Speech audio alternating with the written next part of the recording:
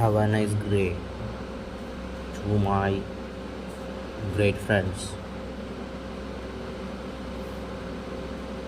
So many days we missed our unsung heroes and the great patriots' histories. Today we will restart our knowledge, getting knowledge, thinking about our patriotic personalities, and the great freedom fighters and unsung heroes. In this land, so many people are there. They work as a scientist, they work as a philosopher, etc. Today we will know about the great person, the great personality, the great scientist of India, J.C. Bose. Let me start to listen. It was 1895. A large crowd of patriotic Indians gathered at the British style building of the town hall in Calcutta. The crowd was curious and mischievous. It could not make out what exactly they were about to see. These men and women were about to witness a strange and historic event. One of their own countrymen was about to demonstrate something rather unusual in the building. To the Governor Sir William McKinnon, a representative of the British Empire. Only a handful of people in the audience and a few local press reporters knew that the demonstration was about a scientific experiment of great importance. But few realized how important the experiment was. Today, the experiment is hailed as one of the historic landmarks in the development of radio waves as a total tool for communication. It was the world's first wireless communication link. It established the Indian scientist as one of the pioneers of wireless telegraphy, the technology of sending messages via radio signals without wires. The crowd stood and everybody stood to attention as a horse-driven buggy approached the town hall.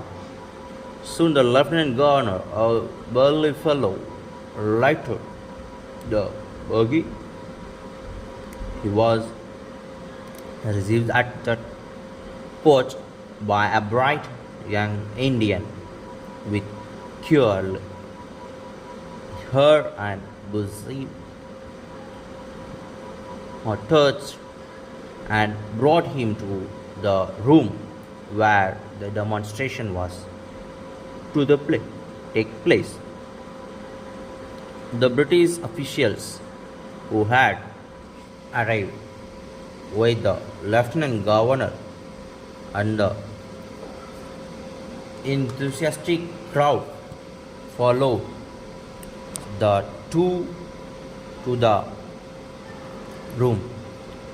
On a huge table was kept a series of big batteries, a curious looking big box called radiator with some attachment and a switch all connected through a pair of multicolored wires. Before the demonstration, the Indian inventor showed the different parts of the apparatus and explained their functions to the officials and the lieutenant governor. As soon as the switch was put on, the Indian inventor explained the electrical circuit got completed and the battery's high voltage electric power to the big box.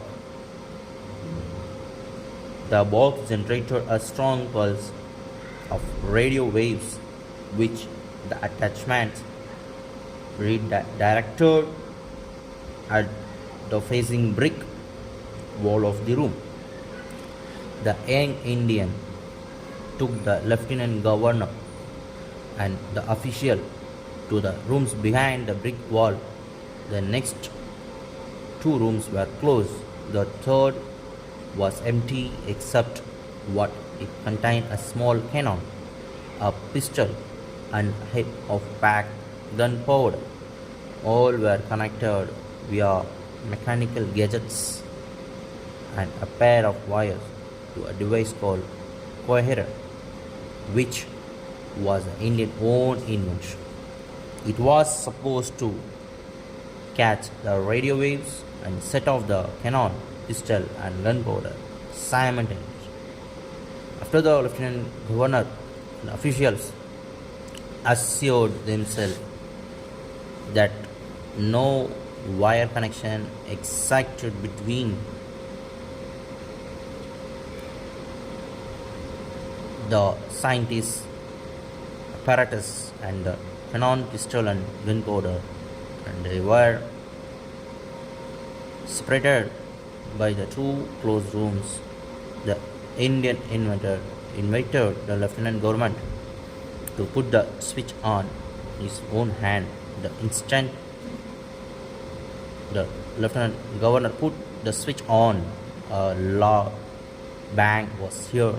When the officials rushed to the third room, they, to their amazement, they found that the cannon and the pistol had fired, the gunpowder had exploded, sending a cloud of smoke.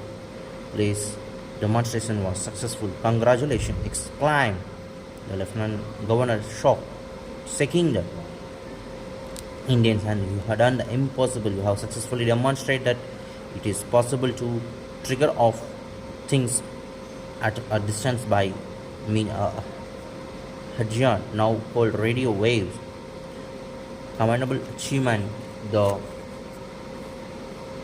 officials followed his shirt and congratulated the Indian one after another at the historic moment. The enthusiastic and puzzled crowd realized that something impossible had been demonstrated by the countrymen, something which had the note of approval of the British rulers. Only a few, however, realized that the Indian inventor, a professor at the prestigious Presidency College of Kolkata, had actually demonstrated one of the greatest modern inventions of the mankind, the wireless telegraphy or radio. Jagadish Chandra Bose was the name of the Indian inventor.